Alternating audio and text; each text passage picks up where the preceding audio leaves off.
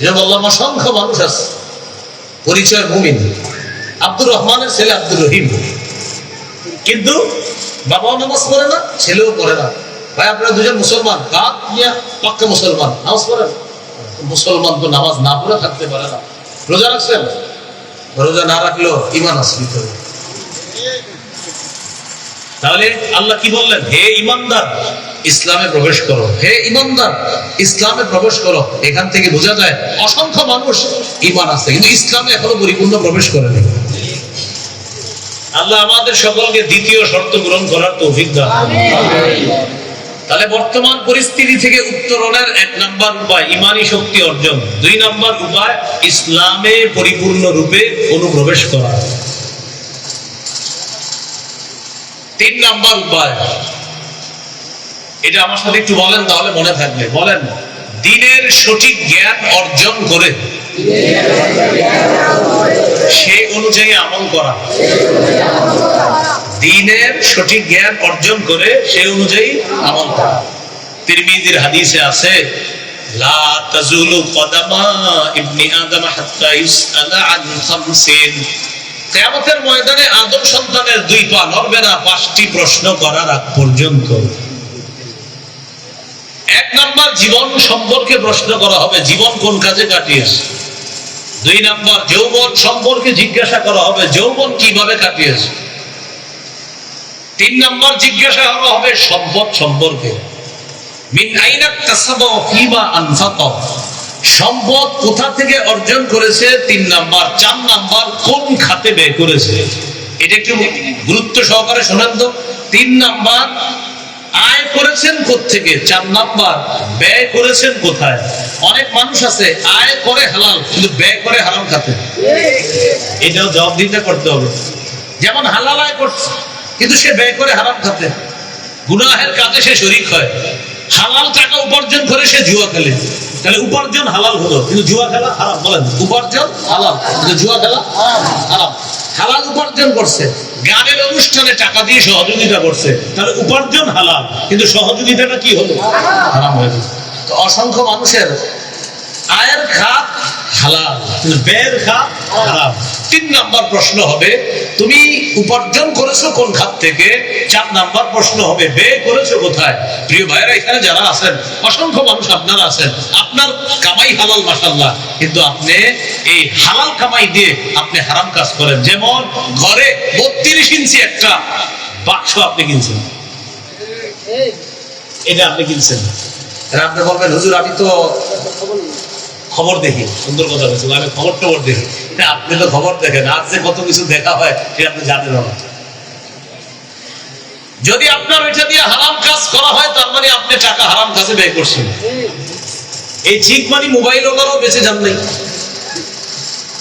আপনি মোবাইল ক্রয় করেছেন হালাল টাকা দিয়ে। মোবাইল ক্রয় করার পর আপনি যতক্ষণ জাগ্রত থাকেন এই ততক্ষণের মধ্যে বেশি সময় আপনি গুনাহে কাটাইতেছেন। আপনি কি করেন? গুনাহ করেন। আল্লাহর কাছে জবাবদিহিতা করতে হবে।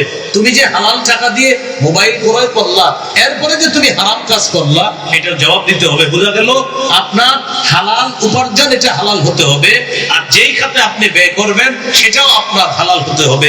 আল্লাহ আমাদের সকলকে কথাগুলো বোঝার তৌফিক দান করুন। আমিন। তাহলে জীবন, যৌবন, উপার্জন কোত্থেকে করেছেন। 4 নম্বর কোথায় ব্যয় করেছেন। 5 নম্বর প্রশ্ন হবে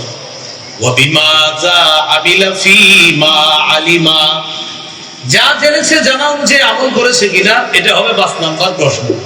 তাহলে বর্তমান পরিস্থিতি থেকে উত্তরণের 3 নম্বর উপায় জানলাম, দ্বীনের সঠিক জ্ঞান অর্জন করে সেই অনুযায়ী আমল করা।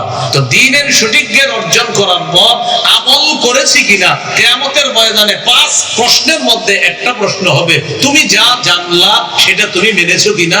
এই প্রশ্ন হবে 3 নম্বর। আপনার 5টা প্রশ্নের মধ্যে একটা প্রশ্ন হবে এটা। তাহলে 3 নম্বর উপায় দ্বীনের সঠিক জ্ঞান অর্জন করে সেই অনুযায়ী আমল করা। এবার দ্বীনের সঠিক জ্ঞান কি জিনিস মন দিয়ে একটু শোনেন। আপনি 365 দিন আল্লাহকে সিজদা করলেন, এটা দ্বীনের সঠিক জ্ঞান। 365 দিনের মধ্যে একদিন আপনি চুপে চুপে কোথায় জানি গেছেন, যাওয়ার পর এদিক সেদিক তাকায়া আবেগে এরকম একটা জায়গায় সিজদা দিয়ে দিয়েছেন। আপনি 365 দিন আল্লাহকে সেজদা দেন।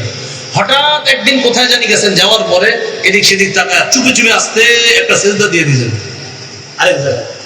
এখন এই যে সেজদাটা দিলেন, এলাকার একজন দেখে বলছে, কাকা আপনি কি করলেন? এটা দিলে আমার ভিতরে একটা হিট আসে, একটা আবেগ কাজ করে। এই জাতীয় সেজদা যারা দেয় না, ওরা আপনাদের যুক্তি দিবে এটা দিলে ভিতরে আবেগ কাজ করে, ভিতরে হিট আসে, ভিতরে ভালো লাগে। নাউজুবিল্লাহ পড়েন। এক সেজদার কারণে আগে যে আমলগুলো করলেন সব বরবাদ হয়ে গেছে। সূরা জুমারের 65 নম্বর আয়াতে আল্লাহ বলেন, লাইন আশরাকতা লাহবাতান্না আমালুকা, যদি তুমি শিরিক করো তাহলে অবশ্যই অবশ্যই তোমার সব আমল বরবাদ হয়ে যাবে। বলি নাউজুবিল্লাহ। তাহলে শিরিক করলে আমল বরবাদ হয়ে যায়, শিরিক করলে আমল বরবাদ। তাহলে দ্বীনের সঠিক জ্ঞান অর্জন করে সে অনুযায়ী আমল করা। দ্বীনের সঠিক জ্ঞান, বলেন তো সেজদা কাকে করব? আল্লাহ ছাড়া কাউকে সেজদা করা, এটা কি সঠিক জ্ঞান না ভুল জ্ঞান? হ্যাঁ, মনে রাখতে হবে সঠিক জ্ঞান হলো আল্লাহকে সেজদা করা, এটা আমি শিখেছি এবং আল্লাহকে সেজদা করব এই আমল করা, এটা হলো দ্বীনের সঠিক জ্ঞান। আর কেউ যদি আপনাকে বুঝায় না আল্লাহ ছাড়াও অন্য জায়গায় সেজদা দেওয়ার বৈধতা আছে, এটা সঠিক জ্ঞান না, এটা ভুল জ্ঞান, ওই জ্ঞান আপনাকে জাহান্নামী বানাবে। তাহলে আমাদের বর্তমান পরিস্থিতি থেকে উত্তরণের 1 নম্বর উপায় ঈমানী শক্তি অর্জন, 2 নম্বর ইসলামে পরিপূর্ণভাবে প্রবেশ, 3 নম্বর দ্বীনের সঠিক জ্ঞান অর্জন করে সেই অনুযায়ী আমল করা, 4 নম্বর এটা একটু বলেন দ্বীনের সঠিক জ্ঞান অর্জন করে সেই জ্ঞান অন্যের কাছে প্রচার করা। এটা 4 নম্বর। 3 নম্বর হলো দ্বীনের সঠিক জ্ঞান অর্জন করে নিজে আমল করা, 4 নম্বর দ্বীনের সঠিক জ্ঞান অন্যের কাছে প্রচার করা, এটা হলো 4 নম্বর। রাসূলুল্লাহ সাল্লাল্লাহু আলাইহি সাল্লামকে লক্ষ্য করে আল্লাহ বলেন, ইয়া আইয়ুহার রাসূল বাল্লিগ মা উনজিলা ইলাইকা মির রাব্বিক, হে রাসূল আপনি তাবলীগ করেন, আপনি প্রচার করেন, মা উনজিলা ইলাইকা মির রাব্বিক, আপনার রবের পক্ষ থেকে আপনার কাছে যা নাযিল করা হয়েছে এটা আপনি প্রচার করেন। রাসূলুল্লাহ সাল্লাল্লাহু আলাইহি সাল্লাম সাহাবীদেরকে লক্ষ্য করে বললেন, সহিহ বুখারীর 105 নম্বর হাদিস, আলা হাল বাল্লাগতু, ও সাহাবীরা আমি কি আমার দায়িত্ব পৌঁছিয়েছি? সাহাবীরা বললেন, আপনি আপনার উপর অর্পিত দায়িত্ব আমাদের কাছে পৌঁছিয়েছেন। নবীজি আকাশের দিকে আঙ্গুল উঠে বললেন, আল্লাহুম্মা শাহাদ, আল্লাহ আপনি সাক্ষী থাকেন। আবার নবীজি বললেন, আলা হাল বাল্লাগতু, আমি কি আমার যে দায়িত্ব এটা তোমাদের কাছে পৌঁছিয়েছি? সাহাবীরা বললেন, অবশ্যই আপনি আপনার দায়িত্ব পৌঁছিয়েছেন। আবার বললেন, আলা হাল বাল্লাগতু, আমি কি আমার দায়িত্ব পৌঁছিয়েছি? সাহাবীরা বললেন, আপনি আপনার দায়িত্ব পৌঁছিয়েছেন। নবীজি বললেন, আল্লাহ আপনি সাক্ষী থাকেন। 3 বারই বললেন, আল্লাহ আপনি সাক্ষী থাকেন। তারা বলতেছে আমি আমার দায়িত্ব পৌঁছিয়েছি। এরপরে নবী বললেন, লিউবাল্লিগিশ শাহিদুল গায়বা, শোনো তোমরা, আমি আজকে তোমাদের কাছে যা প্রচার করলাম, এই প্রচার করা জিনিসগুলা এখানে যারা তোমরা উপস্থিত আছো, অনুপস্থিতদের কাছে এই বিষয়গুলা তোমরা যেন প্রচার করে দাও, এই দায়িত্ব আমি নবী তোমাদেরকে দিয়ে দিলাম। তাহলে 3 নাম্বার দ্বীনের সঠিক জ্ঞান অর্জন করে সেই অনুযায়ী আমল করা, 4 নাম্বার দ্বীনের সঠিক জ্ঞান এটা অন্যের কাছে প্রচার করা। আল্লাহ আমাদেরকে তৌফিক দান করেন। যেমন আজকে বয়ান শোনার পর যতটুকু মনে থাকবে, আপনি বাসায় গিয়ে রাস্তায় যাওয়ার সময় বন্ধু কলিগ সহপাঠী যাকে পারেন আপনি এই জ্ঞান প্রচার করে দেওয়া, এটা 4 নাম্বার কাজ। 5 নাম্বার আল্লাহর দ্বীনের সহযোগিতা করা। 5 নাম্বার আল্লাহর দ্বীনের সহযোগিতা করা। বর্তমান পরিস্থিতি থেকে উত্তরণের 5 নাম্বার উপায় আল্লাহর দ্বীনকে সাহায্য করা। আগে আয়াত করি, অনুবাদ করি, তারপর বলি। সূরা মুহাম্মদের 7 নম্বর আয়াতে আল্লাহ বলেন, ইয়া আইয়ুহাল্লাযীনা আমানু ইন তানসুরুল্লাহ ইয়ানসুরকুম, হে ঈমানদারগণ যদি তোমরা আল্লাহকে সাহায্য করো আল্লাহ তোমাদেরকে সাহায্য করবে। আমরা কারা কারা আল্লাহ সাহায্য চাই? হাতটা তুলে রাখেন, দেখেন আল্লাহ কি বলতেছে, যদি আমার সাহায্য চাও তো আমাকে সাহায্য করো। কি গো শর্ত? শর্ত যদি সাহায্য চাও। আচ্ছা তোমরা কি সাহায্য চাও? তো আমরা বললাম জি আল্লাহ চাই। তো যদি চাও তো শর্ত পূরণ করতে হবে। আল্লাহ কি শর্ত? আল্লাহ বলে আমাকে সাহায্য করো। এখন প্রশ্ন, আল্লাহকে সাহায্য করা মানে আল্লাহ দ্বীনকে সাহায্য করা। আল্লাহ দ্বীনের সাহায্য মানে আল্লাহ দ্বীনের কাজ হয় যত মাধ্যম আছে এই মাধ্যমগুলোকে সাহায্য করা। মসজিদ, মাদ্রাসা, আপনার দাতব্য প্রতিষ্ঠান, বিভিন্ন সংস্থা, ভালো কাজের সংস্থা, এইগুলোকে সহযোগিতা করা মানে আল্লাহ দ্বীনের সহযোগিতা করা। বিশেষ করে আল্লাহর কালিমা বুলন্দ করার জন্য যারা আল্লাহর রাস্তায় জিহাদ করে তাদেরকে সাহায্য করা মানে হলো আল্লাহ দ্বীনের সহযোগিতা করা। মুজাহিদদেরকে সাহায্য করা মানে হলো আল্লাহ দ্বীনকে সাহায্য করা। আর আল্লাহ দ্বীনকে সাহায্য করলে আল্লাহর ওয়াদা, আল্লাহ আমাকে সাহায্য করবে। কিন্তু বাস্তবতা হলো মুজাহিদ শব্দটা শুনলেই তো অনেকের মধ্যে শুরু হয়ে যায় অ্যালার্জি, যে হুজুর এটা কি বললেন আপনি, ওয়াজ তো তখন ঠিক ছিল। এরকম যদি হয়ে যায় তাহলে তো আপনি ওই যে উত্তরণের উপায় থেকে পিছপা হয়ে গেলেন। তাহলে 1 নম্বর উপায় ঈমানি শক্তি অর্জন, 2 নম্বর ইসলামে পরিপূর্ণ প্রবেশ, 3 নম্বর দ্বীনের সঠিক জ্ঞান অর্জন করে সে অনুযায়ী আমল, 4 নম্বর দ্বীনের সঠিক জ্ঞান অর্জন করে সেটা প্রচার, 5 নম্বর আল্লাহর দ্বীনের সহযোগী হওয়া, আল্লাহর দ্বীনের সাহায্য করা। এটা হলো 5 নম্বর।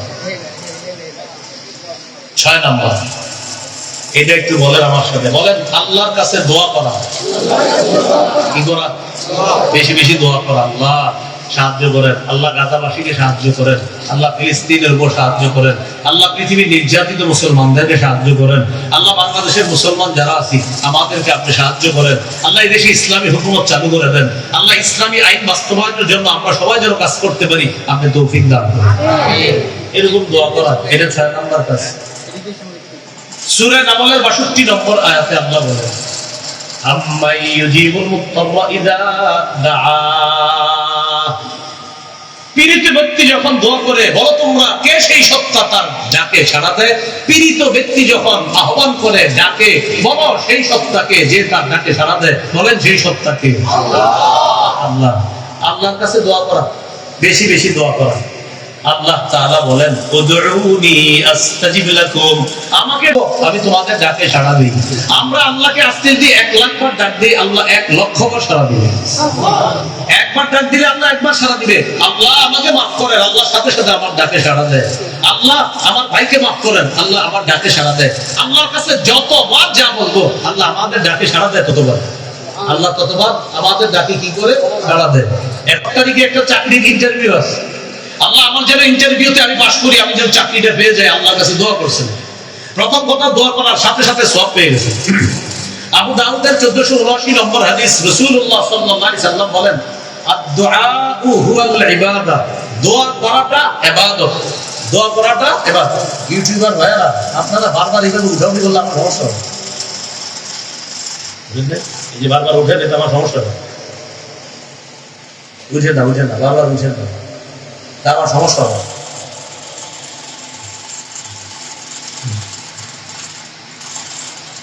উঠলে আমার সমস্যা হবে, কথা বলতে সমস্যা হবে। আমি কষ্ট করে পড়াশোনা করে বয়ান করি, মাথা রাখতে হবে। চেও মেও যদি করেন বয়ান হবেন। এই যে আমি যে কথাটা বলতেছি, আপনি প্রচুর পড়াশোনা করে পড়ে বের করতে হবে। আমি কি মনে করেন যে আমি রাস্তা থেকে আইসিআর করে দিতেছি, পুরো না তো আমি যদি বের করতে হবে না, আপনারা খালি ওঠেন তো হলো কি করে? বয়ান শোনেন, আপনারাও বয়ান শোনেন, খালি উঠাও দিবেন। পরিবেশ পছন্দ হয় না আজকে, প্রথম থেকে একদম পুরা মাথা কেমন জানি লাগতেছে, খালি উঠাউটি করে আমি পাশে দিয়ে চিল্লাচিল্লি করতেছি, মেজাজ পুরোই খারাপ হয়ে যাবে। পরবর্তীতে পরিবেশ রক্ষা করার চেষ্টা করবেন যারাই দাওয়াত দেন আল্লাহর রাস্তায়। এই পরিবেশ আল্লাহর রাস্তায় করে নাই, আশেপাশে চিল্লাচিল্লি হইতেছে। চিল্লাচিল্লি হইলে মাহফিল না করা, মসজিদে করা, মসজিদের দরজা বন্ধ করে দিবেন, ওখানে বয়ান হবে।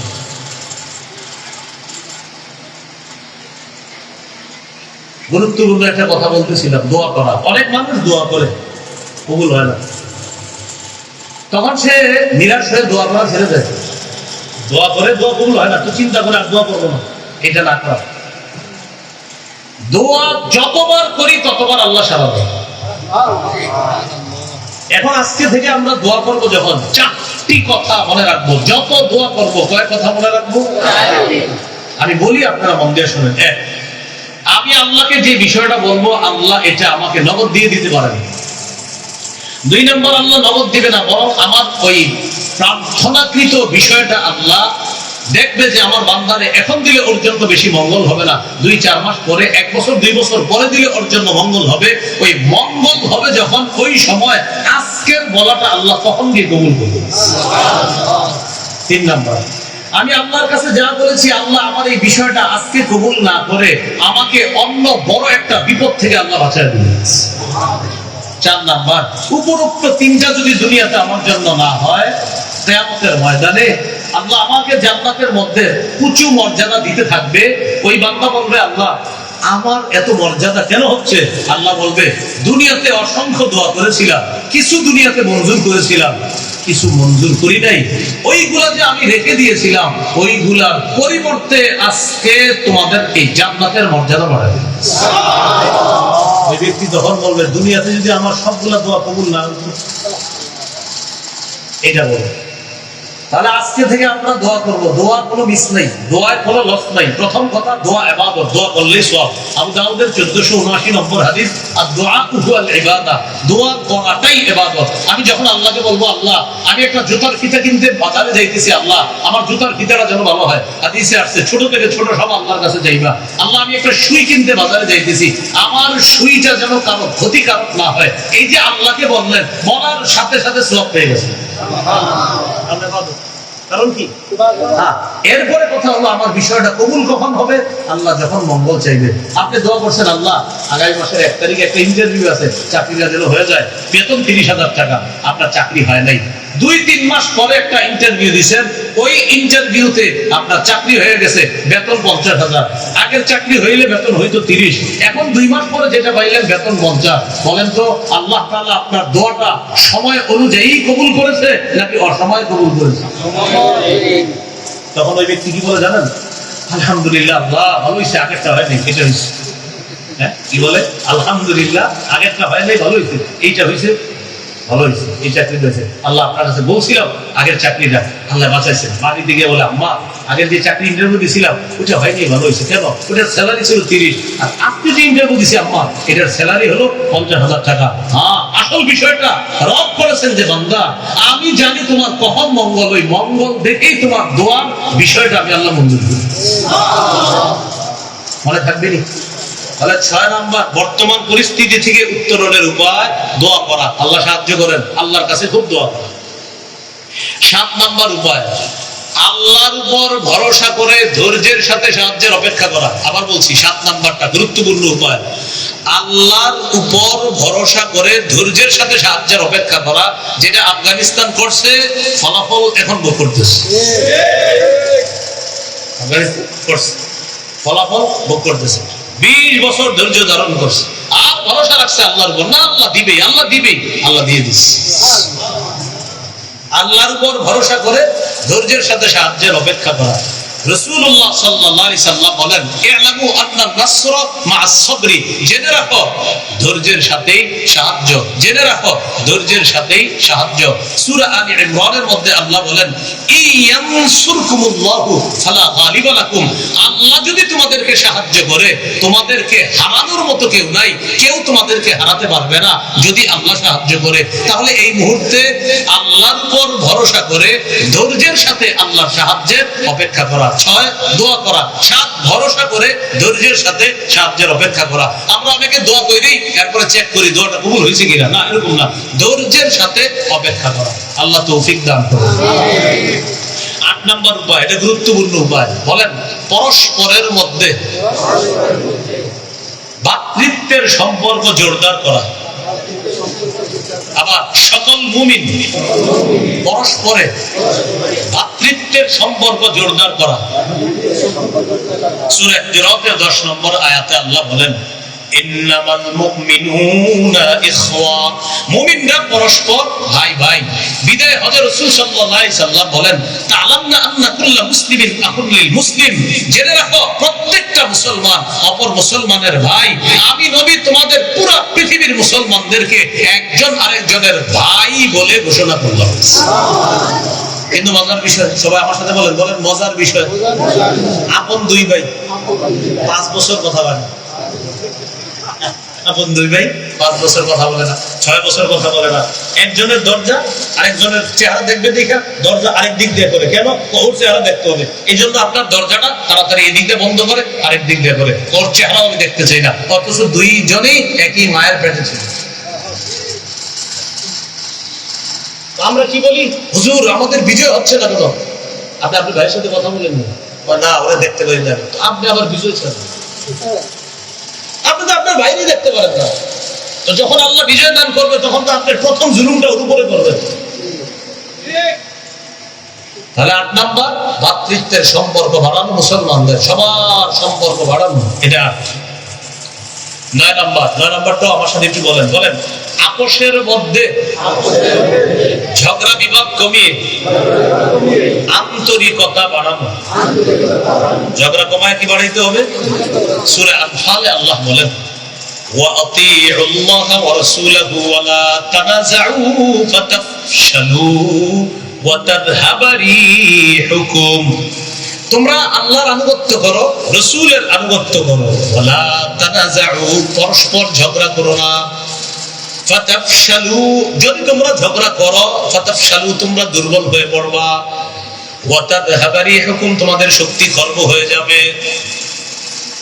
পরস্পর ঝগড়া করো না, যদি ঝগড়া করো তোমরা দুর্বল হয়ে পড়বে, তোমাদের শক্তি খর্ব হয়ে যাবে। 4 জন মিলে একদল ছিলেন, এই 4 জন মিলে একদল, শক্তি কম না বেশি? বেশি। 4 জনের শক্তি একটা, শক্তি কম না বেশি? 4 জনে 4 দল, শক্তি মাশাআল্লাহ। 4 জন একসাথে ছিলেন, 1 2 3 4, আমরা 4 জনের একটা দল ছিল, শক্তি কম না বেশি? হঠাৎ ঝগড়া হয়েছে একদিন, 4 জনে বিকাল বেলা 4 জন বানায় ফেলছে।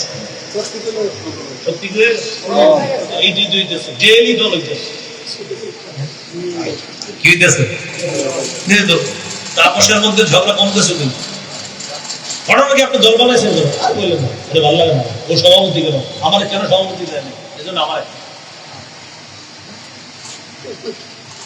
এজন্য আপনারাও একটা দল বানান, বলেন উপভোগ পার্টি। দলের নাম কি? এই দলের কাজ হলো খালি দেখবেন দেশে কি হয়, এটা আপনারা খালি উপভোগ করবেন, যে আমাদের দলের নাম উপভোগ পার্টি। আমার একটা দায়িত্ব দিয়ে দিবেন, যখন আমরা খালি উপভোগ করবো, কি খালি দেখবেন সকালে একদল হচ্ছে, বিকালে আরেক দল হচ্ছে, এই দেখবেন সকালে আমরা বলি দেখবেন মাঝে মাঝে কিছু ছবি শেয়ার করে বলে, ছবি যখন কথা বলে মানে বুঝায় এরা মিলে গেছে, বিকাল বেলায় শোনা যায় একজন আরেকজনে মিলবে।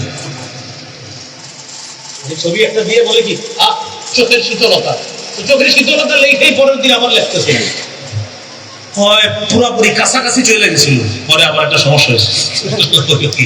এজন্য আপনারা একটা দল বানাবেন, কি পার্টি? উপভোগ করবেন। এই কথা দিয়ে অনেক কিছু বুঝাইতে চাইছি, আমার কথা যাবে সারা দেশে যাবে, আল্লাহ সবাইকে বুঝার তৌফিক দান। উপভোগ পার্টি যারা আছি আমরা তো উপভোগ করতে থাকবো, খালি দেখবো হচ্ছে আর হচ্ছে। আমাদের দেশের ইসলামী দলে যতগুলো দল আছে, ইসলামী নামে যতগুলো দল আছে, যদি খালি একটা ঘোষণা দেয় যে আগামী 1 বছর আমরা সবাই এক প্ল্যাটফর্মে থাকবো, মানে দল আলাদাই থাক, কিন্তু 1 বছর আমরা কোনো ঝগড়া করব না, আমাদের মধ্যে ঝগড়া লাগাইতে চাইলেও আমরা ঝগড়া করব না, খালি ঘোষণা দেন যে আগামী 1 বছর, দেখবেন সমস্ত বাতিলদের ঘুম মুহূর্তে হারাম হয়ে যাবে। সর্বনাশ! এই শুধু বাতিল না, ছোট থেকে বড় রাষ্ট্রের সবাই টেনশনে পড়ে যাবে। ঝগড়া না লাগাইলে কিন্তু হবে, এদের ঘোষণা দেখ ইসলামপন্থীরা যে ভাই আমার মধ্যে যতই দূরত্ব থাক, 1 বছর আমাদের কোনো ঝগড়া হবে না, আমরা সবাই এক থাকবো, শুধু 1 বছর একটা ঘোষণা হোক যে 1 বছর কেউ ঝগড়া লাগাইলেও আমরা ঝগড়া লাগবো না, খালি ঘোষণা দেন, দেখবেন আগামীকাল থেকে ইসলাম নিয়ে সবার মাথা ব্যথার কারণ শুরু হয়ে যাবে। 9 নম্বর উপায়টা ভালো করে মনে রাখবেন, পরস্পর ঝগড়া কমা, আন্তরিকতা বাড়াতে হবে। ওই যে 4 জনই থাকতে হবে, আলাদা হবে। এরপরে বললাম 4 জন আলাদা হইলেও, আলাদা নাম হইলেও কিছুদিনের জন্য এক হওয়ার চেষ্টা করা ইসলামের বৃহত্তম স্বার্থে। যে এখন ইসলাম নামটাই কিছু মানুষের কাছে অসহ্যের কারণ, তাই ইসলামী নাম দিয়ে আমরা যারা আছি আমাদের এক হওয়া এখন সময়ের দাবি, আমাদেরও দাবি। আমরা যারা উপভোগ পার্টিতে আছি আমাদেরও কি দাবি। আল্লাহ আমাদের এই কথাগুলো সবাইকে বুঝার তৌফিক দান করুন। এই হলো 9 নম্বর। 10 নম্বর, বলেন পৃথিবীর যে কোনো প্রান্তে একজন মুসলমান আক্রান্ত হলে আমরা সবাই আক্রান্ত হব, আমরা সবাই ব্যথা পাবো। যদি ব্যথা অনুভব হয় বলেন, তাহলে বোঝা যাবে আমি মুসলমান। সুদূর ফিলিস্তিনের একজন মুসলমান যদি না খায়, আমার কষ্ট লাগতে হবে। খানার সময় আমার চোখের মধ্যে পানি আসতে হবে যে আমার একজন মুসলমান ভাই আজকে না খায়।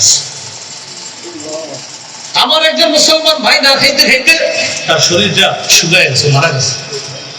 বিভৎস দৃশ্য, সেগুলো কিভাবে সহ্য করা যায় বলেন? আল্লাহ রাসূল ঘোষণা করেছেন, আল মুসলিমুনা কাজাসাদিন ওয়াহিদ। সারা পৃথিবীর তোমরা মুসলমান যারা, তোমাদেরকে আমি নবী একটা দেহের মতো বললাম। আজকে ফিলিস্তিনে যারা মারা যাচ্ছে, ওরা আমার দেহের অংশ, আপনার দেহের অংশ, আপনাদের, আমাদের সকলের দেহের অংশ। আমার দেহের অংশ আজকে ক্ষত বিক্ষত, আমি আপনি চুপচাপ কিছুই করতে পারবো। আমার দেহের অংশ আঘাতপ্রাপ্ত, আমার শরীরে ব্যথা অনুভব হতে হবে। এই জায়গায় ইয়াং যুবক অনেক ছেলেরা আছেন, আপনার এই কথা মাথায় আসতে হবে যে আমি ঘন্টার পর ঘন্টা ঘুরে পড়তেছি, আর আমার মুসলমান ভাই না খেয়ে মরতেছে, বেঈমানরা নির্যাতন চালায় তাদেরকে শেষ করে দিচ্ছে, এরপরেও আল্লাহ শব্দ থেকে তাদেরকে লড়াইতে পারতেছে। আমি আপনি ঘন্টার পর ঘন্টা নাফরমানিতে আমার আপনার সময়গুলো নষ্ট করে দিচ্ছি, অথচ নবী বলছেন এই সে তোমার ভাই, আমি আপনি, আমরা তার ভাই। আমার ভাইদের জন্য আমার আপনার কি টেনশন, কতটুকু টেনশন। 10 নম্বর কথাটা গুরুত্বপূর্ণ। পৃথিবীর কোথাও একজন মুসলমান আক্রান্ত হলে, এই আমরা এখানে যারা আছি সবাই আক্রান্ত হতে হবে। সারা পৃথিবীর মুসলমান এই ব্যথা অনুভব করতে হবে যে একটা মুসলমান কেন আক্রান্ত, কেন নবী বলছে এক দেহ। এবার দেখেন তো আমার দেহটার দিকে তাকান, এই যে আমি এইখানে ব্যথা পাইছি, ব্যথা কি শুধু হাতে অনুভব না পুরো শরীরে? নবীজি বলছেন তোমরা সব মুসলমান এক দেহ। তো বলেন আমার দেহে আঘাত লাগলে শুধু ব্যথা সে পাবে না আমিও পেতে হবে? কারণ আমরা সবাই কয় দেহ। এলো 10 নম্বর। বর্তমান বিপর্যয় থেকে উত্তরণের 11 নম্বর উপায়। বলেন নির্যাতিত মুসলমানদের জন্য অর্থনৈতিক সাহায্যের ব্যবস্থা করা। অর্থনৈতিক সাহায্যের ব্যবস্থা করা। আমরা এই নরসিংদী মনোহরদী যারা আছেন, যেভাবে পারেন সঠিক সোর্সের মাধ্যমে আপনারা এখান থেকেও ফিলিস্তিনের গাজাবাসীর জন্য অর্থনৈতিক সহযোগিতা সঠিক সোর্সের মাধ্যমে পাঠানোর চেষ্টা করবেন ইনশাআল্লাহ। ওলামায়ে হযরতদের সাথে যোগাযোগ করবেন, সঠিক সোর্স দিয়ে দিবে। ওই সোর্সের মাধ্যমে আমার ওই নির্যাতিত আক্রান্ত ভাইয়ের জন্য আমি সাহায্যের হাত বেরিয়ে দিব, আগে এগিয়ে দিব, বলেন ইনশাআল্লাহ। এই হলো 11 নম্বর। 12 নম্বর, জুলুমের বিরুদ্ধে কঠিন আওয়াজ তোলা। কিসের বিরুদ্ধে? এটা মুসলমানের বর্তমান বিপর্যয় থেকে উত্তরণের 12 নম্বর উপায়। জুলুমের বিরুদ্ধে বজ্র আওয়াজ তুলতে হবে। জুলুম দেখা যদি সবাই চুপ থাকে, আল্লাহ তাআলা ধরবে সবাই। জালেমের জুলুম সহ্য করে যদি সবাই চুপ থাকে, কিচ্ছু না বলি আর ওটা মেনে নেই, এটা একটা জুলুম। জালেমের জুলুমকে জুলুম না বলা জুলুম। বলেন জালেমের জুলুমকে জুলুম না বলা কি? সূরা হুদের 113 নম্বর আয়াতে আছে, ওয়ালা তারকানু ইলাল্লাযিনা যালামু ফাতামাসসাকুমুন নার। আল্লাহ তাআলা বলেন তোমরা জালেমদের প্রতি অনুরক্ত হয়ে পড়ো না, ঝুঁকে পড়ো না, তাহলে আগুন তোমাদেরকে স্পর্শ করবে। জালেমদের প্রতি ঝুঁকে পড়ে অর্থ হলো, মুফাসসিরিন কেরাম বলেন জালেমের 2-4টা ভালো কাজ দেখে তার প্রশংসায় তাকে বন্যায় ভাসায় দিবা না। জালেমের 2-4টি ভালো কাজ দেখে তাকে প্রশংসা করে প্রশংসার বন্যায় ভাসিয়ে দিবা না। জালেমের প্রতি ঝুঁকে পড়ো না মানে জালেমের 2-4টা ভালো কাজ দেখে আপনি জালেমকে প্রশংসা করে বন্যায় ভাসিয়ে দিবেন না। হাজারো জুলুম ভুলে যান আপনি 2-1টা ভালো কাজ দেখা না। আল্লাহ বলে জালেমের অনুরক্ত হয়েও না। এর মানে হলো জালেমের 2-4টা ভালো কাজ দেখা বললেন না যে আগে ভালো ছিল, কত উন্নতি করছে, না। 2-4টা ভালো কাজ দেখে হাজারো জুলুমের কথা আপনি ভুলে যেতে পারেন না। আল্লাহ বলে সাবধান, জালেমের প্রতি ঝুঁকে পড়ো না। মুফাসসিরিন কেরাম বলেন জালেমের প্রতি ঝুঁকে যাওয়ার অর্থ হলো জালেমের 2-4টা ভালো কাজ দেখা তার সমস্ত জুলুমের বিরুদ্ধে কথা বলা বন্ধ করা যাবে না, বরং তার জুলুম এটা জুলুম বলতে হবে। কি করতে? জুলুমের কথা বলতে হবে, বজ্র কণ্ঠে আপনি এটা বলতে হবে। এই হলো 12 নম্বর। 13 নম্বর, বলেন মুমিন বিলাসী জীবন বর্জন করতে হবে। এটা 13 নম্বর। মুমিন বিলাস হয়ে গেছে, বিলাসী জীবন যাপন করে। কিসের যা তুই যা ভাই, আপনি যাবেন না? আল্লামা আহমদ শফী রহমতুল্লাহ আলাইহি কথার কথা, অমুক আলেম বলছে ঢাকা আমাদেরকে যেতে, আপনি যাবেন না? আরে যা তোরা যা,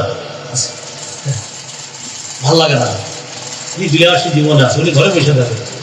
মুমিনের জীবনে টাকা পয়সা আসতে পারে কিন্তু তার জীবন বিলাসী হবে না। মুমিনকে দেখলেই মনে হবে আচ্ছা উনি ব্যস্ত নাকি, হ্যাঁ কিসে, নামাজ পড়াইতে যাইতেছে। আচ্ছা উনি ব্যস্ত কিসে, ক্লাস করাইতে যাইতেছে। আচ্ছা উনি ব্যস্ত কিসে, দিনের দাওয়াত দিতে যাইতেছে। আচ্ছা উনি ব্যস্ত কিসে, অভাবগ্রস্ত মানুষদের পাশে ত্রাণ নিয়ে উনি রওনা করছে। আচ্ছা উনি ব্যস্ত মনে হচ্ছে কিসে, জিহাদের ময়দানে যারা আছে তাদের সহযোগিতার জন্য চেষ্টা চালাইতেছে। মুমিনকে দেখলেই মনে হবে কোনো না কোনো ভালো কাজের জন্য সে ব্যস্ত। পেরেশান মুমিন বিলাসী হবে না।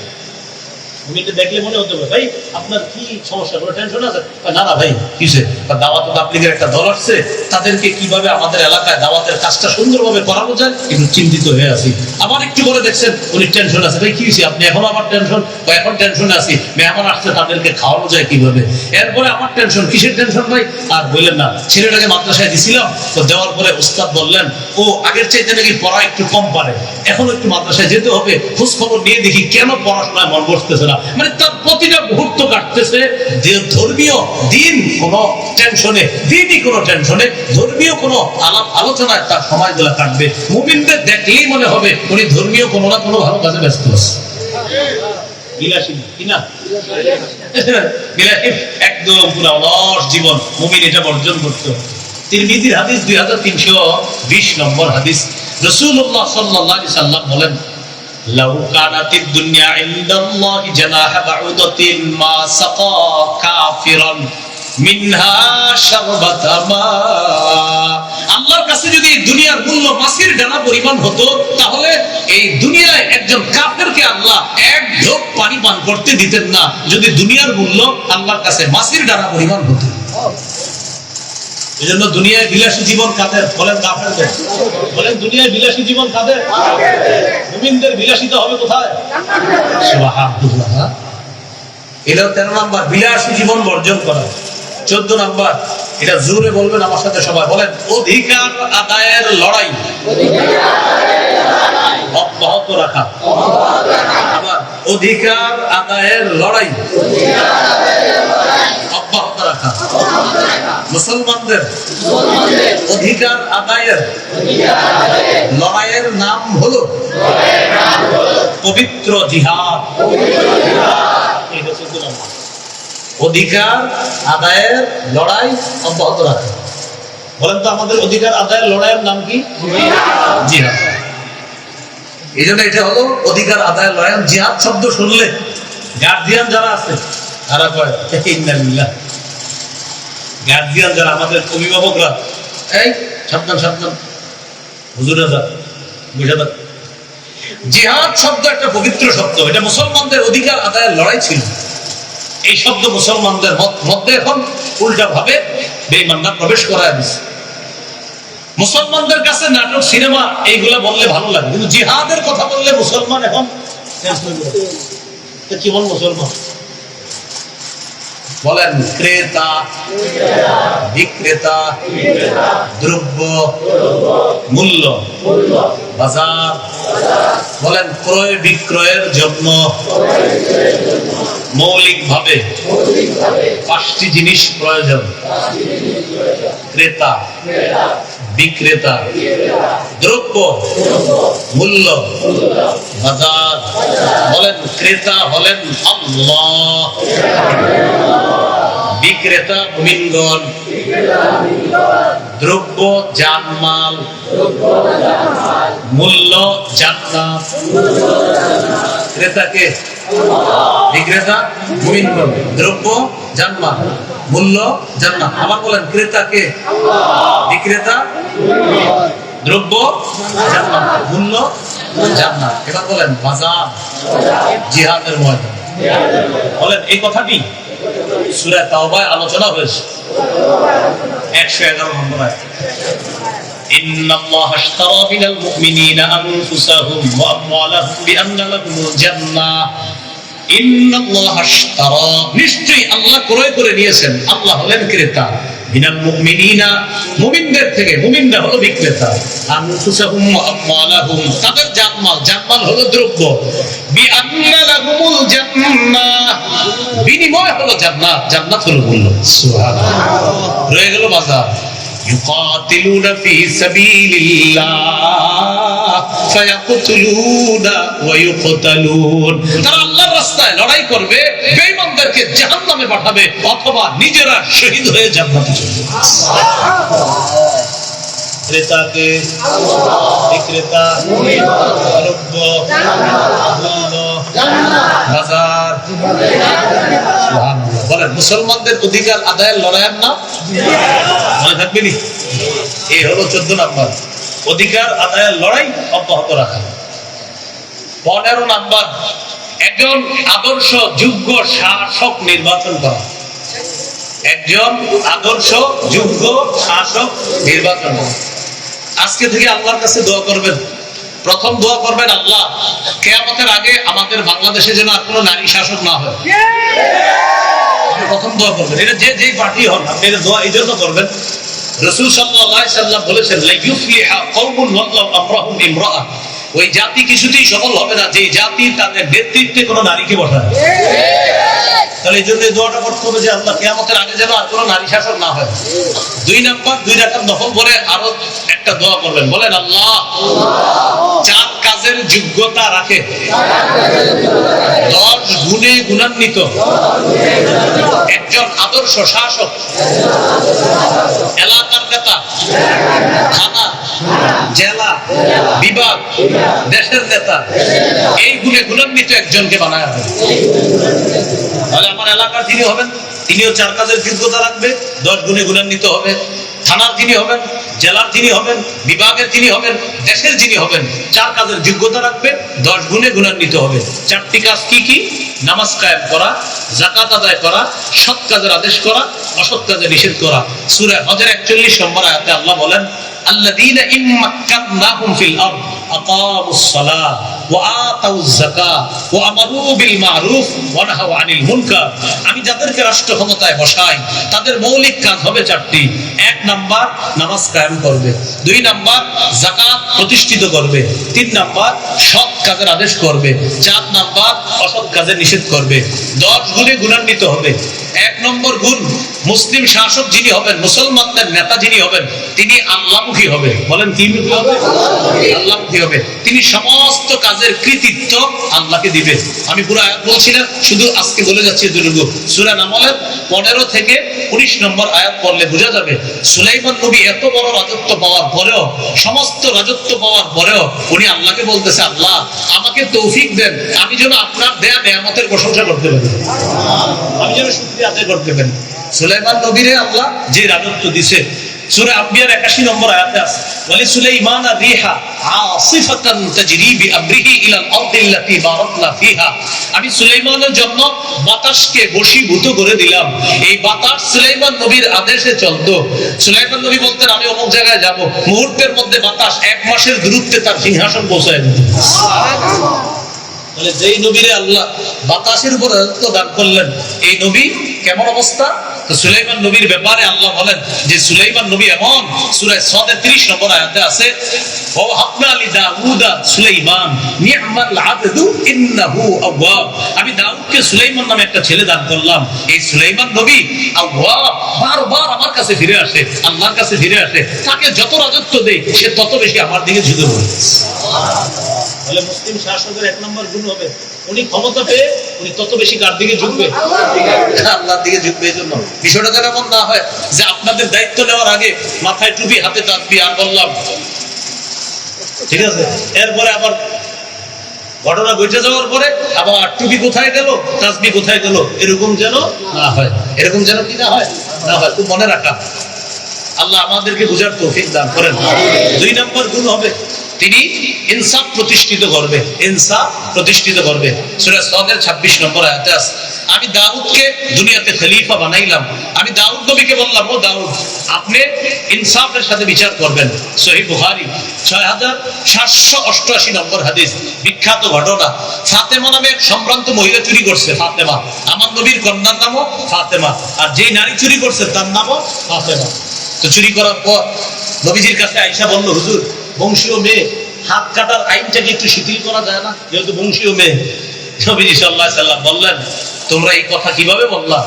আল্লাহর কসম, আজকে যদি ওই ফাতেমা চুরি না করে আমার কন্যা ফাতেমা চুরি করত, আমি নবী মুহাম্মদ আমার কন্যা ফাতেমার হাত কেটে দিতাম। ইনসাফ প্রতিষ্ঠিত করা, এটা হলো 2 নাম্বার গুণ। 3 নাম্বার গুণ হবে, তিনি ফিতনার পথ পরিহার করে সংশোধনের পথে চলবে। সূরা আরাফের 142 নম্বর আয়াতে আছে, মুসা নবী তার ভাই হারুন নবীকে বললেন, ভাইজান, আমি তাওরাত কিতাব আনতে যাইতেছি বাইরে। আল্লাহ আমাকে বলছে 30 দিন ইতিকাফ করতে হবে। পরবর্তীতে আল্লাহ আরো 10 রাত বাড়াইছে, মোট 40 রাত। এটা আছে, ওয়া'আদনা মুসা 30 লাইলা ওয়া আতমামনাহা বি'আশরিন ফাতাম্মা মিকাতু রাব্বিহি 40 লাইলা। মুসা নবীকে আল্লাহ নিয়ে গেছে 30 রাতের জন্য, এরপরে আরো 10 রাত। এই 40 রাত ইতিকাফ করে তিনি তাওরাত পাবেন। মুসা নবী তার ভাই হারুন নবীকে বললেন, وقال موسى لأخيه هارون اخلفني في قومي وأصلح ولا تتبع سبيل المفسدين। হারুন নবীকে বললেন, আমার অবর্তমানে আমার প্রতিনিধিত্ব করবেন আপনি, আপনি সংশোধনের পথে চলবেন, আপনি যারা ফাসাদ সৃষ্টি করে তাদের পথ অনুসরণ করবেন না। তাহলে মুসলিম শাসকের 3 নম্বর বৈশিষ্ট্য গুণ হবে, তিনি সংশোধনের পথে চলবে, তিনি ফাসাদের পথে চলবে না। 4 নম্বর বৈশিষ্ট্য, শিষ্টের লালন দুষ্টের দমন। শিষ্টের লালন দুষ্টের দমন মানে হলো ভালোকে লালন করবে, খারাপকে দমন করবে। তো আমরা দেখি বর্তমানে উল্টা, ভালোকে খালি দমন করা হয়, খারাপকে লালন করা হয়। এটা যেন না হয়, ভালোকে লালন করতে হবে, খারাপকে দমন করতে হবে। এই বিষয়টা আপনারা বোঝার জন্য যারা কোরআনের বাংলা অনুবাদ করেন দেখে নেবেন, সূরা কাহফের 83 থেকে 92 নম্বর আয়াত পর্যন্ত যুলকারনাইন বাদশা সফর সম্পর্কে আল্লাহ আলোচনা করেছেন। তিনি পৃথিবীর পশ্চিম প্রান্তে সফর করেছেন, আরেকটা পূর্ব প্রান্তে, আরেকটা হলো উত্তর প্রান্তে। পশ্চিম প্রান্তে যাওয়ার পর দেখে একদল মানুষ কুফরিতে লিপ্ত। তো আল্লাহ তাদের ব্যাপারে যুলকারনাইনকে বললেন, ইম্মা আন তুআযিবা ওয়া ইম্মা আন তাত্তাখিযা ফীহিম হুসনা। আপনি চাইলে তাদেরকে শাস্তি দিতে পারেন, চাইলে তাদের ব্যাপারে ভালো কিছু গ্রহণ করতে পারেন। যুলকারনাইন বললেন, আল্লাহ, আমি তাদেরকে দাওয়াত দিব, দাওয়াত দেওয়ার পরে যারা আমার কথা শুনবে তাদেরকে আমি লালন করব, আর যারা এরপরেও জুলুম করবে তাদেরকে আমি দমন করব। মুসলিম শাসকের 4 নম্বর কাজ, ভালোকে লালন করা আর খারাপকে কি করা? দমন করা। মুসলিম শাসকের 5 নম্বর বৈশিষ্ট্য, জনগণের জন্য অকাতরে বিলিয়ে দিবে। জনগণের জন্য অকাতরে বিলিয়ে দিবে। সূরা কাহফের 93 থেকে 97 নম্বর আয়াত। যুলকারনাইন বাদশা সফর করতে করতে পৃথিবীর উত্তর দিকে গেলেন, রাশিয়ার কোন একটা অঞ্চলের দিকে গেলেন, এটা মুফাসসিরিনে কেরামের অভিমত। সেখানে যাওয়ার পর 2 পাহাড়ের মাঝখানে বসলেন। এই 2 পাহাড়ের মাঝে বিশাল বড় ফাঁকা জায়গা। এক জাতি পাইলেন, ওই জাতি যুলকারনাইন বাদশাকে বললেন, আপনি যদি আমাদের জন্য একটা উপকার করেন। কি উপকার? ওই 2 পাহাড়ের মাঝখানে ফাঁকা জায়গাটা বন্ধ করে দেন। ইন্না ইয়াজুজা ওয়া মাজুজা মুফসিদুনা ফিল আরদ। পাহাড়ের ওই পাশে ইয়াজুজ মাজুজ নামে 2টা জাতি আছে। এরা রাতের বেলা আমাদের ঘর বাড়িতে আইসা লুটতরাজ করে, ডাকাতি করে সবকিছু নিয়ে যায়। আপনি যদি একটা প্রাচীর করে দেন তাহলে আর তারা ডাকাতি করতে পারবে না। এই কথা বলার পর তারা বলল, ও বাদশা, আপনার যদি কিছু টাকা পয়সা লাগে বললেন, অর্থনৈতিক সাহায্য লাগলে বললেন, আমরা সাহায্য করব। চিন্তা করেন, বাদশারে জনগণ অফার করে। তো এটাই তো হইতেছে। আমরাও কিন্তু দায়িত্বশীলদেরকে স্যার খেয়াল রাখবেন, বিষয়টা আমার দিকে খেয়াল রাখবেন। উনি আমার খেয়াল রাখা দরকার, আর আমি ওনাকে বলতেছি বিষয়টা কি হলো যে আপনি কিন্তু বিষয়টা একটু দেখেন। দেখেন মানে আপনি ওইটা হয়ে যাবে, সমস্যা নেই। দেখেন কি দেখেন, আপনারা তো আমরা দায়িত্ব নিচ্ছি দেখছি, কিন্তু আলাদাভাবে দেখা করতে হবে কেন? এই জাতি যুলকারনাইন বাদশাকে বলতেছে, ফাহাল না জালুলাকা ফারজা। আচ্ছা, আপনারা কি আমরা কোনো ট্যাক্স টুল দিতে হবে? বললেন, দিব আমরা, আপনি দেয়ালটা বানায় দেন। বাদশা যুলকারনাইন বললেন, না না, আল্লাহ আমারে যা দিয়েছে অনেক দিয়েছে, তোমরা কিচ্ছু দেওয়া লাগবে না। এই দেয়াল করতে যা যা প্রয়োজন সব আমি নিজেই ব্যবস্থা করব। এই হলো মুসলিম শাসকের 5 নম্বর বৈশিষ্ট্য জনগণের জন্য অকাতরে বিলিয়ে দেওয়া। বাস্তবিকই তিনি দেয়াল করে দিয়েছেন, সেখানে আপনার লোহার পাত দিয়ে আর গলিত সীসা ইত্যাদি দিয়ে তিনি সুন্দর দেয়াল করে দিয়েছিলেন। 6 নম্বর গুণ, মুসলিম শাসক জনগণের জন্য কিছু করতে পারলে সমস্ত কৃতিত্ব আল্লাহকে দিবে। সূরা কাহফের 98 নম্বর আয়াতে আছে, হাদা রাহমাতুম মির রাব্বি। বাদশা যুলকারনাইন কিছু করতে পেরে বললেন, এটা আমার রবের দয়া, এটা আমি কিচ্ছু না, আমার রবের দয়া। এজন্য কিছু কইরা এটা না বলা, আমি আপনাদের জন্য এই করেছি সেই করেছি, এটা না বলা, বরং আমার রব আল্লাহ আমাকে দায়িত্ব দিয়েছেন আপনাদের জন্য কিছু করার জন্য, তাই রবের দয়া কিছু করতে পারছি, এটা। 7 নাম্বার, রক্ষণাবেক্ষণের কাজে মুসলিম শাসক যিনি, তিনি যথেষ্ট পারদর্শী হতে হবে, অর্থনৈতিক বিষয়ে পারদর্শী হওয়া। সূরা ইউসুফের 55 নম্বর আয়াত, ইউসুফ নবী ওই যুগের বাদশাকে বললেন, ইজআলনি আলা খাযাইনিল আরদ, আমাকে খাদ্য মন্ত্রণালয়ের দায়িত্ব দিয়ে দেন। আমাকে দায়িত্ব না দিলে আমানতের খেয়ানত হবে, সব লুটপাট করে খাদ্য নিয়ে যাবে। আমাকে দায়িত্ব দেন, এই বিষয়ে আমার জ্ঞান আছে, আমার দ্বারা লুটপাট হবে না। তাহলে 7 নম্বর গুণ হবে, যিনি রক্ষণাবেক্ষণের কাজে পারদর্শী হবে এবং তার দ্বারা জনগণের কোন সম্পদ লুটপাট হবে না, এটা হলো 7 নম্বর বৈশিষ্ট্য। তো তিনি বললেন, ইজআলনি আলা খাযাইনিল আরদ ইন্নী হাফিজুন আলীমুন, আমি সংরক্ষণকারী, আমার অর্থনৈতিক বিষয়ে আমার যথেষ্ট জ্ঞান আছে। 8 নম্বর বৈশিষ্ট্য মুসলিম শাসকের, এটা আমার সাথে বলেন 2 বার, জোরে জোরে বলেন, ঘুষ গ্রহণ করবে না। আবার বলেন, আরো জোরে বলেন, আরো জোরে। এটা আমাদের যিনি হবে দায়িত্বশীল, তার গুণ হবে এটা, উনি ঘুষ গ্রহণ করবে না। সূরা নামলের 35-36 নম্বর আয়াত, রানী বিলকিস সুলাইমান নবীর কাছে হাদিয়া পাঠাইছে। কি পাঠাইছে? আসলে ওর উদ্দেশ্য হাদিয়া ছিল না। রানী বলতেছে কি, দাঁড়াও, সর্বশেষ তার সাথে মনে হয় পারা যাবে না, দেখি একটু হাদিয়া পাঠাই। যদি দেখি হাদিয়া গ্রহণ করে, তখন আমি বলবো আপনি আপনার মতো ভালো থাকেন, আমি আমার রাজত্ব নিয়ে ভালো থাকি, আমি এখানে রানীগিরি করবো, আর আপনি আপনার রাজত্বের রাজা। যদি হাদিয়া গ্রহণ করে, তার মানে এটা হাদিয়া ছিল না, হাদিয়ার নামে ঘুষ ছিল। রানী বিলকিস বলতেছে, ইন্নী মুরসিলাতুন ইলাইহিম বিহাদিয়া, আল্লাহ তাআলা রানীর ভাষাটা কোরআনে আছে, আমি সুলাইমান নবীর কাছে হাদিয়া পাঠাবো। ফানাযিরাতুম বিমা ইয়ারজিউল মুরসালুন, দেখবো যাদেরকে দিয়ে পাঠাবো তারা কি নিয়ে আসে। তো উপঢৌকন নিয়ে গেছে, ঘুষ নিয়ে গেছে। সুলাইমান নবীর কাছে যাওয়ার পর বলতেছে, আপনাকে রানী পাঠাইছে। সুলাইমান নবী বললেন, রানী পাঠাইছে না? হ্যাঁ। তুমি দু নানি বিমা